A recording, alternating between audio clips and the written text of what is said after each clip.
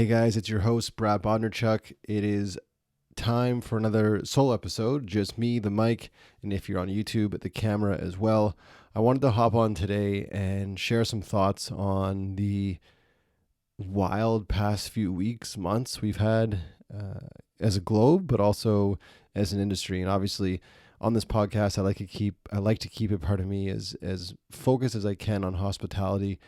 But obviously, what we're currently experiencing, it really dovetails into so many different other aspects. There is nothing that exists, in my opinion, right now in our world that isn't affected by this COVID-19 pandemic that we're witnessing worldwide. And I mean, I'm feeling it in different aspects of my life, personal, professional. Luckily, my family and I are healthy, so knock on wood for that. But there's a lot of people being affected by this in a lot of different ways. And our industry has been slammed by this. And over the past few weeks, I've been lucky enough to sit down with a few very intellectual and very passionate and very concerned people from our industry. And my goal was and always has been really with this podcast to provide a platform for people to come on and share their story.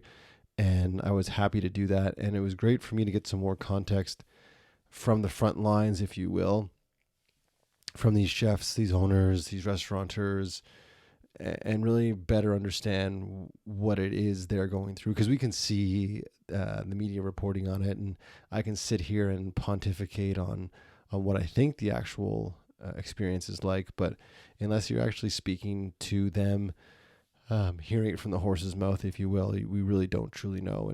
And I feel like those podcasts, if you haven't listened to them, they're really beneficial just to give some more context on what this means for our industry and what impact this pandemic is truly having on us. And one thing I wanted to hop on here today, and share was the amount of pride I have for those people that are in our industry from every level. And I'm proud because this is something I wrote a blog about a few weeks back about not being a victim.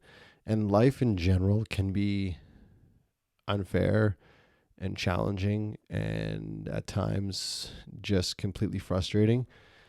But we have to carry on and we have to find another way. And that's what I'm so proud of our industry for. And I want to take my proverbial hat off to everyone from this space that has just found a way. And in my blog post, I wrote about no one's really choosing to be a victim here. And it would be so easy for all of us. It doesn't matter the industry, it doesn't matter the situation. It'd be so easy for us to say, you know what, this isn't my fault. This is COVID-19's fault, or this is this, incredibly powerful disease's fault, when really all we're doing is giving this thing more power than it deserves. And this is, I feel, a healthy mindset to have in regards to everything in your life. And I practice this myself. And I have a t-shirt actually. Shout out to Tom Bilyeu. If you guys don't know who Tom Bilyeu is, I'll put him in the show notes and check him out. But he made this shirt that I had to buy. And it says on the shirt, it says, everything is my fault. And the idea with that statement and the idea with the shirt is, when we are able to say that everything is my fault, we take power away from everything else that isn't us. So those people in the industry right now, and I would say it's like 99% of people in the industry, aren't allowing for this pandemic to be the reason that they're not going to try their damnedest to keep their business going.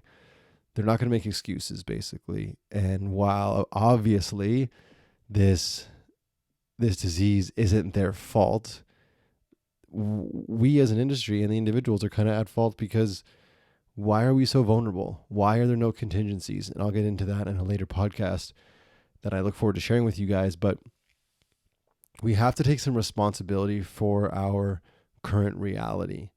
And if we don't, we are just playing victims. And if we don't, we're just we're not participating. We're just kind of on the sidelines of life a bit. And I want for everyone listening, and I want for everyone in the industry, and again, 9.9 out of 10 of you are doing this, is you're digging your heels in and you're saying, hell no, not on my watch is this thing taking me down. And that we're talking about people that have built up businesses on the backs of dreams, on the backs of their family. They've been in business for 10 years or 10 months or 10 days, and they're unwilling for this to be a reason that they don't keep going. So my absolute hats off. I applaud you all. So this podcast is for you guys not being victims right now and not allowing for the story to be told that this was the demise of your business or of this industry. So I encourage you guys listening, that if you're not in the industry and you're a regular member of society and you've got some disposable income, whether it's $2 or $5 or $50 or $500, find a way to support your local independent restaurants, because they need it now more than ever, and they're going to need it when we come out of this as well.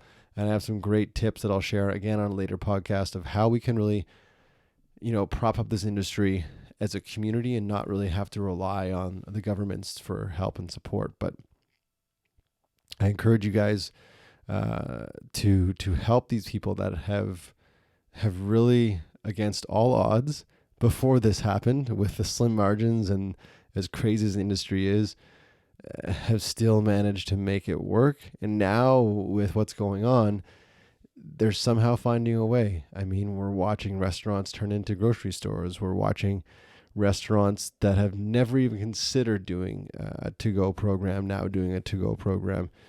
And they deserve so much credit and they deserve so much support, because I don't know about you guys, but I don't want to live in a city after this where there are no restaurants, or the only restaurants that exist, no offense, are the big box restaurants.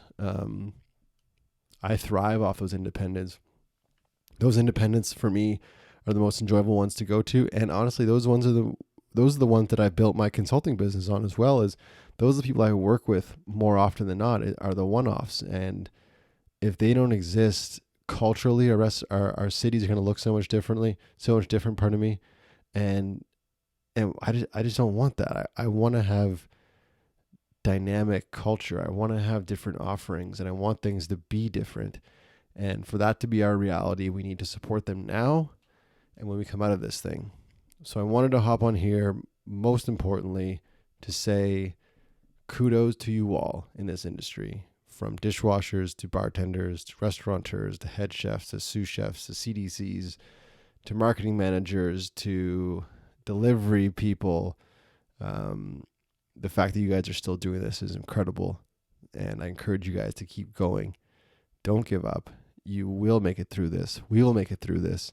And when we do, we will celebrate and we will cheers to you all for what you've done for us as a community.